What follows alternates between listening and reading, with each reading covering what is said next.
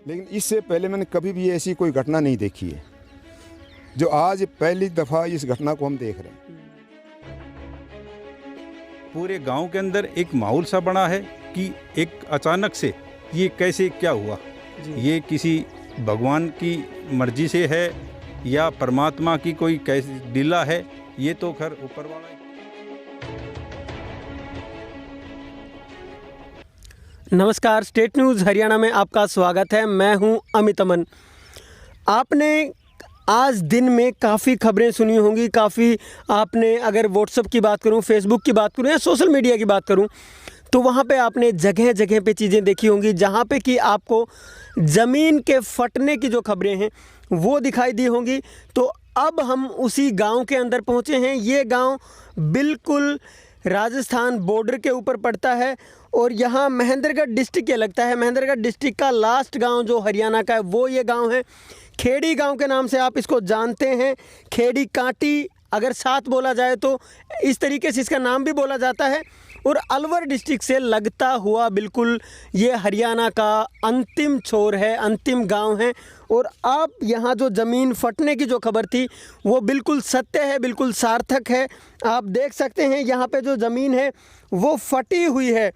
आपने देखा होगा या तो त्रेता युग में ज़मीन फटी थी या आज आप देख सकते हैं कि इस तरीके से जो ज़मीन है वो फटी है।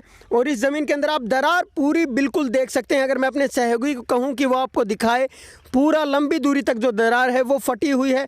कुछ खबरें ऐसी भी सामने आई थी कि यहाँ पे जो पाइपलाइन वगैरह है वो बिछाई गई है, लेकिन जिस तरीके से हम यहाँ पे देख पा रहे हैं उससे लगता नहीं है कि यहाँ पे पाइपलाइन के बिछने से जो ज़मीन फटी है या दरार आई होगी वो है। बाकी यहाँ गांव के लोग भी हमारे साथ मौजूद हैं, इनसे भी हम जानने की कोशिश करेंगे। लेकिन जो दरार है उसको आप एक बार ध्यान से देखें, किस तरीके की जो दरार है। मैं अपने सहयोगी से कहूँगा वो आपको दिखाए। दरार को आप एक बार गौर से देखें, किस तरीके से जो ज़मीन है वो फटी है यहाँ पर।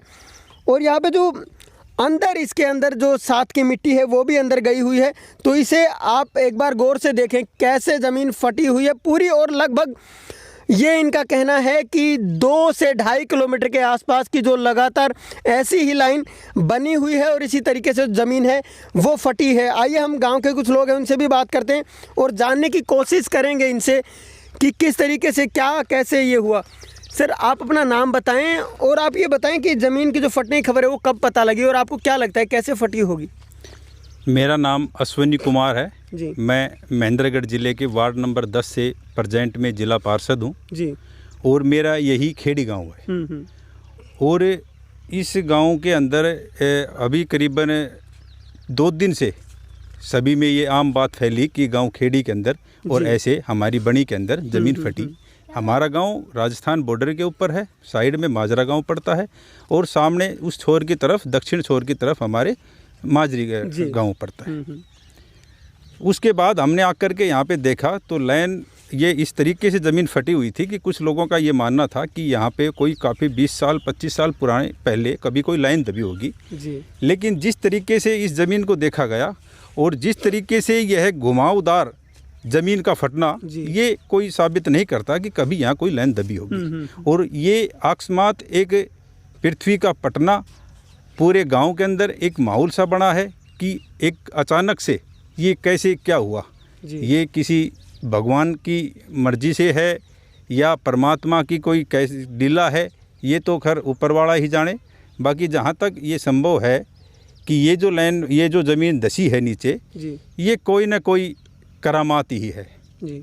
जिस प्रकार से त्रेता युग में राम की राज्यसभा के अंदर सीता का जब ज़मीन के अंदर वापिस जाना हुआ उस समय धरती का फटना था, क्या हमने उसके बाद में वो कहानी दंत कथा के माध्यम से सुनी थी और प्रत्यक्ष में हमने हमारे गांव के अंदर ये देखी है।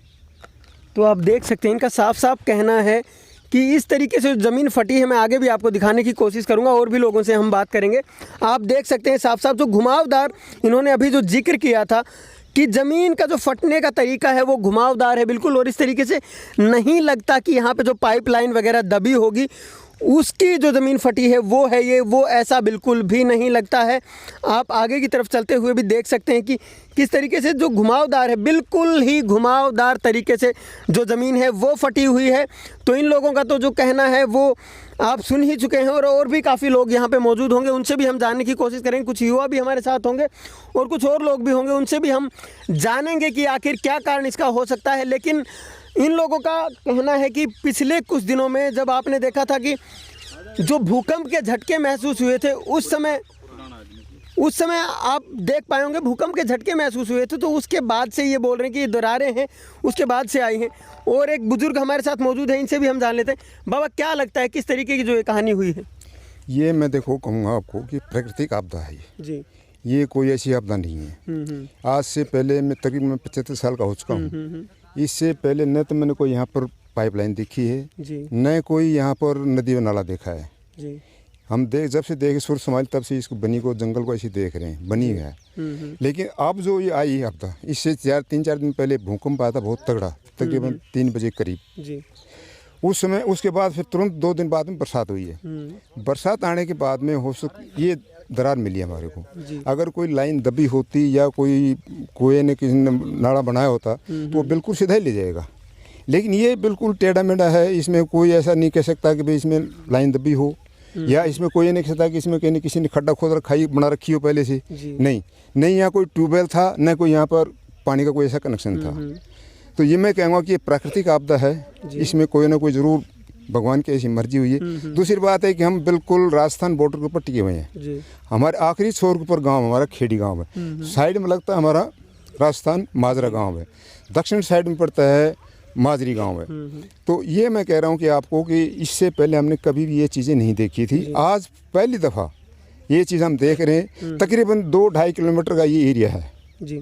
अगर कोई खाई वगैरह या कोई हम लाइन वगैरह दबाते हैं तो तकरीबन 1 किलोमीटर से आधा किलोमीटर, पौन किलोमीटर तक दबा देते हैं। लेकिन तो 2-2.5 किलोमीटर करीब लंबा रास्ता है, तो इसको तय करने में। और फिर दूसरी बात आप देख रहे हैं इसकी गहराई कितनी जा रही है जी। कहीं ज़्यादा है, कहीं इसकी डिप्थ कहीं ज़्यादा है, कहीं इसकी डिप्थ कम है, मतलब एक जैसा नहीं है।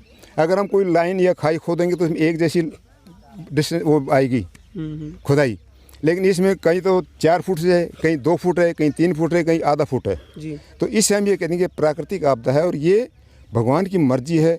क्या है क्या, ये तो अभी जानने के बाद जो विशेषज्ञ आएंगे वो आकर के इसका सैंपल लेंगे, इनको देखेंगे, चेक करेंगे, उसके बाद ये रिपोर्ट आ सकती है भी किस वजह से ज़मीन ये फटी है। हो सकता है कि इसमें गैस हो, समझे, ये भी हो सकता है कि गैस की वजह से फट सकती है ये। कि भूकंप जो आया है इसकी तीव्रता यहाँ पर हमारे पास ज़्यादा थी और काफ़ी आवाज़, बहुत भारी आवाज़। तकरीबन मेरे हिसाब से ये भूकंप आया था, ये ज़मीन से तकरीबन 30 या 35 किलोमीटर के नीचे था। तकरीबन बता रहा हूँ, अंदाजन बता रहा हूँ आपको, श्योर नहीं कह रहा मैं, लेकिन अपने अनुभव से बता रहा हूँ कि तकरीबन ये 30 या 35 किलोमीटर नीचे हो सकता है। इस वजह से ज़मीन के अंदर दरार आई हो सकती है ये। तो ये मेरा कहना है आपसे। यहाँ पे आपके नज़दीक ही एक बाबा का मंदिर भी हमने आते हुए देखा, तो वो कौन से बाबा का मंदिर है? क्या वहाँ पे कोई अभी पुजारी रहता है, उसने कुछ कहा हो? नहीं, ये मंदिर बहुत पुराना है। बाबा हमारे रामेश्वर दास महाराज का मंदिर है ये तकरीबन मेरा जहाँ से गांव बस्ती हमारी बसी थी उस समय से ही है।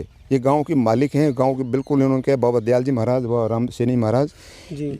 और ये मंदिर तो बाद में आकर बाबा हरदर नाथ ने आकर किसी बाद में स्थापना की है। तालाब था, ये खुला हुआ था, इसके जो घाट वूट बने हुए, नहाने स्नान करने के लिए जनाना स्था था अलग था, मर्दाना अलग है, ये पहले से बना हुआ है बाबा इसका। और शिव जी का मंदिर बना हुआ है यहाँ पर।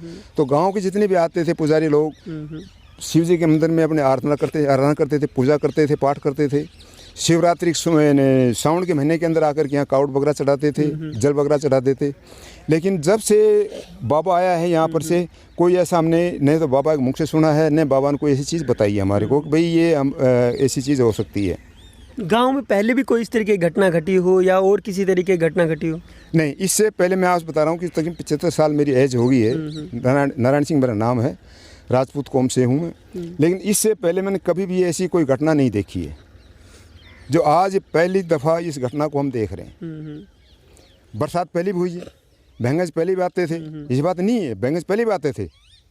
और बरसात भी अब तो बहुत कम बरसात है, इससे पहले बरसात बहुत ज़्यादा होती थी। जबकि हमारे यहाँ से ये नागौड़ छिलारपुर है, वहाँ से पानी नाला आता था, पूरी बड़ी पानी के अंदर 2-2, 3-3, 4-4 फीट पानी भर जाता था। लेकिन उस समय के अंदर भी ऐसी चीज़ घटना नहीं घटी। अब तो मुश्किल से ये 4-5 आंगन बरसात हुई थी, कुछ ज़्यादा नहीं हुई है, 3-4 आंगन बरसात हुई। उस बरसात की वजह से ये पानी कहेंगे तो इसमें नहीं हो सकता ये। लेकिन मैं ये आपसे अनुभव मेरा कह रहा है कि ये ज़रूर प्राकृतिक आपदा है, और ये भैंगज की वजह से यहाँ कोई ज़मीन ने रास्ता लिया, कोई गैस होगी या कुछ भी हो, तो इसके अंदर जो भू विभाग के जो संरक्षण है या विशेषज्ञ हैं वो आकर के इसका सैंपल लें और वो इसको हमारी पूरी जानकारी दे सकते हैं। धन्यवाद। अब हम आगे की तरफ भी चलेंगे और आपको दिखाने की कोशिश करें जिस तरीके से इन्होंने बताया है अभी, तो आप देख सकते हैं कि इन्होंने कहा कि ये प्राकृतिक जो आपदा है उसकी आशंका इन्होंने जताई है। कुछ यंग लोग भी हमारे साथ मौजूद हैं, उनसे भी हम कुछ जानने की कोशिश करेंगे। आप आइए आगे। जी सर, क्या लगता है आपके गाँव में जो ये हुआ है तो क्या कारण लगता है? इसका संबंध पूरी तरह से अर्थक्वेक जो आया था उससे एक दिन रात को 3 बजे आया था, दूसरे दिन शाम को 7 बजे आया था। तो मेरे को तो उससे सीधा सीधा इसका संबंध लग रहा है जी। हाँ। और वो उसका सेंटर भी हमारे पास में 30 किलोमीटर पास में बताया था। डेप्थ उसकी 30 किलोमीटर थी और सेंटर उसका 30-35 किलोमीटर। तो उसी से मेरे को लगता है, वरना बरसात तो बहुत ज़्यादा इससे पहले बहुत होती थी जी, तब नहीं फटी, अब फटी है। तो इसका कारण कोई ना कोई, ये तो जो जोग्राफिकल डिपार्टमेंट है वो ही बता पाएगा। तो आप देख सकते हैं साफ साफ इन लोगों का कहना यही है कि जो इसके पीछे के कारण इनको लगते हैं वो ये है कि जो अर्थक्वेक यहाँ पे आया है उसकी वजह से, क्योंकि ये बार बार कह चुके हैं कि इनके बिल्कुल ही नज़दीक 30 से 40 किलोमीटर के अंदर जो सेंटर बताया जा रहा है अर्थक्वेक का वो था, तो उसको ये रीज़न, इसका जो कारण है वो मान रहे हैं। आगे चलते हुए हम और भी देखने की कोशिश करेंगे और लोगों से बात भी हम करेंगे चलते हुए, और वहाँ भी देखेंगे कि कैसे क्या माहौल है। और यहाँ का जो पूरी की पूरी जो आप ये लाइन देख पा रहे हैं, ये पूरी लाइन जो कि एक दरार के रूप में धरती फटने का एक रूप ले चुकी है, इसको आगे की तरफ भी हम आपको दिखाते हुए चलेंगे। आगे इनका कहना है कि ये और भी ज़्यादा गहरी है, तो वो भी हम आपको दिखाने की कोशिश करेंगे। आगे की तरफ आपको अब हम लेके चल रहे हैं, तो वहीं उसी तरफ ही आपको दिखाने की कोशिश भी हम करेंगे कि किस तरीके से जो आगे की तरफ जो ज़मीन फटी है वो कैसी है, आगे की उस ज़मीन के हालात क्या हैं, उन्हीं को मद्देनज़र रखते हुए हम आगे की तरफ चलेंगे और उसी को देखने की कोशिश करेंगे कि कहाँ से कितनी फटी हुई जो ज़मीन है। और अगर कोई ज़मीनी वैज्ञानिक हमें मिलता है तो उससे भी हम बात करने की यहाँ पे कोशिश करेंगे। अभी पता चला था कुछ देर पहले कि कोई न कोई वैज्ञानिक यहाँ पे ज़मीन के लिए आने वाला है, तो वो भी अपने जो भी रिसर्च है उनको करने के बाद बताएगा, तो वो भी हम सारी चीज़ें देखेंगे। बाकी अभी आगे चलते हुए हम यही देखने की कोशिश करेंगे कि कहाँ से जो ज़मीन फटी हुई है और कितनी दूरी के अंदर लगभग ये फटी होगी, वो देखने की कोशिश और जानने की कोशिश अब लगातार हम करेंगे और आपको भी दिखाते रहेंगे कि किस तरीके से ज़मीन है वो यहाँ से फटी है। मैं अपने सहयोगी से कहूँगा कि अब वो धीरे धीरे आपको आगे की तरफ दिखाना शुरू करे। जिस तरीके से जो ज़मीन फटी हुई है यहाँ से भी आप देख पाएंगे, यहाँ पे बाकायदा जो ज़मीन है फटी हुई एक नाले का रूप यहाँ पे ले चुकी है। अब आगे भी आप देख पाएंगे, मैं अपने सहयोगी से कहूँगा आपको दिखाए, यहाँ पे भी जो ज़मीन है वो फटी हुई है और ये आगे की तरफ जो निकलती हुई जा रही है वहाँ पे हम पहुँचने की कोशिश करेंगे और वहाँ भी अगर कोई हमें मिलेगा तो उनसे भी हम बात करने की कोशिश करेंगे कि कैसे क्या उनको लगता है कि कैसे इस ज़मीन में दरार आई होगी, ज़मीन फटी होगी। ये सारी चीज़ें देखने के लिए, जानने के लिए हम यहाँ पे पहुँचे हैं, क्योंकि आज सुबह से ही जो खबरें हैं वो मिल रही थी कि ऐसे ऐसे जो खेड़ी गांव है हरियाणा के लास्ट छोर पे महेंद्रगढ़ ज़िले का गांव है और बिल्कुल अलवर डिस्ट्रिक्ट के पास जो कि राजस्थान का एक ज़िला है उसमें उसके बिल्कुल नज़दीक लगता है। और अब हम आपको दिखाने की कोशिश करेंगे। मैं अपने सहयोगी से कहूँगा कि वो आपको दिखाए। अब लगातार आप देख सकते हैं आगे की तरफ यहाँ से जो दरारें हैं वो आपको ज़्यादा नज़र आएंगी, क्योंकि साफ साफ जो दरारें हैं वो आप देख सकते हैं। पीछे की तरफ से हमने दिखाया और अब आगे की तरफ भी आप इन दरारों को देख सकते हैं बिल्कुल। और यहाँ आप देखेंगे और भी ज़्यादा जो गहरी होती हुई दरारें हैं वो आपको नज़र आएंगी। और भी लोग होंगे, उनसे भी हम जानने की कोशिश करेंगे, उनसे बात भी हम लोग करेंगे। तो आप देख सकते हैं कि इतनी जो घुमावदार भी हम इसको कह सकते हैं कि जिस तरीके से घूमी हुई जो ये दरार है, तो इस तरीके से लगता नहीं है कि यहाँ पे पाइपलाइन बिछाई गई होगी, या जिस तरीके से जो वहाँ पे बुज़ुर्ग इंसान थे जिन्होंने अपनी एज लगभग 75 बताई थी उनका भी कहना था कि मैंने यहाँ पे कोई भी ऐसी जो पाइपलाइन है वो बिछी हुई नहीं देखी कभी। और ये अब आगे की तरफ भी जा रही है, तो इधर भी काफ़ी दूरी तक जो फटने का अंदाज़ा लगाया गया है वो भी हम देखने की कोशिश करेंगे। और इधर से आप देख पाएंगे कि इधर जाने के लिए लोगों ने बोला है, तो आगे की तरफ भी हम देखेंगे कि वहाँ पे जो ज़मीन फटी है वो कितनी दूरी में फटी हुई है। क्योंकि आप देख सकते हैं यहाँ पे जो पूरा एक लोगों के बीच में भी जिज्ञासा है, यहाँ पे लोग इकट्ठे हो चुके हैं और वो जगह जगह पे आप देख पा रहे होंगे कि यहाँ पे आपको लोग भी नज़र आ रहे हैं। जहाँ तहाँ आप देखने की कोशिश करेंगे, वो लोग यहाँ पे सिर्फ यही देखने के लिए आए हैं कि जो उनकी ज़मीन है, उनके आसपास की ज़मीन है वो कैसे फटी है और उसके फटने का जो कारण है वो जानने के लिए ये लोग भी यहाँ पे पहुँचे हैं। तो आगे की तरफ भी हम देखने की कोशिश करेंगे और यहाँ पे इस खेड़ी गांव के अंदर हम वही सब कुछ जानने की और देखने की कोशिश और आप सभी लोगों के लिए, आप सभी लोगों को दिखाने की कोशिश वही कर रहे हैं कि कहाँ पे कैसे क्या ज़मीन जो फटी हुई है वो कहाँ कहाँ पे। अब आप यहाँ आगे चलते हुए आप मेरे साथ में देख पाएंगे आगे की तरफ जो दरार है वो काफ़ी ज़्यादा है। इसको भी आप देख सकते हैं कि किस तरीके से जी यहाँ आप देख सकते हैं जो ज़मीन धंसने का एक आपके सामने उदाहरण है यहाँ पे। और पूरी की पूरी यहाँ की जो ज़मीन है वो धंसी हुई है। यहाँ पे तो बताया जा रहा है कि पहले एक कुआं भी होता था, तो अब तो उसको वो कुआं शायद दबा दिया गया होगा, जैसा भी रहा होगा। लेकिन पीछे की तरफ ना कोई पाइपलाइन थी ना और कुछ था। यहाँ पे क्या कुआं बता रहे हैं आप? पहले कुआं था जी, तो उसको दबा दिया गया था, क्या किया गया? दबाया गया था जी। तो बीच में कोई खाली जगह रह गई थी उसकी? नीचे झील थी, इसके अंदर कच्चा कुआं था जी, कच्चा कुआं था जी। तो यहाँ तो ये कच्चा कुआं था जो इनके द्वारा बताया जा रहा है कि हो सकता है उस तरीके से भी धंसा होगा। लेकिन पीछे की तरफ जो ज़मीन थी उसको हमने आपको दिखाने की कोशिश की और वहाँ की जो ज़मीन थी उसको आप देख पाए किस तरीके से जो ज़मीन है वो फटी हुई है। और अगर ज़मीनी विभाग से ज़मीनी कोई वैज्ञानिक अगर कोई आया होगा तो उससे भी हम जानने की कोशिश करेंगे कि क्या इसके जो कारण हैं वो रहे होंगे। यहाँ पे आगे चलते हुए हम वो भी जानने की कोशिश एक बार करेंगे और आपको दिखाने की कोशिश करेंगे अगर कोई हमें मिलता है तो। लेकिन आप यहाँ पे जो देख पाए वो सारी चीज़ें किस तरीके से जो ज़मीन है वो फटी हुई है। लोगों से हमने बात की, लोगों का भी साफ साफ जो यहाँ पे आप देख पाए, लोगों का कहना है कि ये कोई प्राकृतिक आपदा इनको लगती है। और जो अर्थक्वेक कुछ दिन पहले आया था उसी का एक बानगी यहाँ पे आपको देखने को मिली है। उसी की वजह से ये तो उसको ही वजह मान रहे हैं यहाँ पे कि उसी वजह से यहाँ पे जो इतनी दरारें हैं वो आई होंगी। क्योंकि इन्होंने बताया कि लगभग 40 किलोमीटर इनसे दूर उसका अर्थक्वेक का जो सेंटर है वो बताया जा रहा है। और आसपास में जो एरिया है वो राजस्थान का लगता है। यहाँ पे जो हरियाणा का ये लास्ट गांव अलवर की तरफ, जो राजस्थान की डिस्ट्रिक्ट अलवर लगती है उसकी तरफ ये लास्ट गांव था। तो यहाँ की जो सिचुएशन थी वो हम आपको दिखा चुके हैं।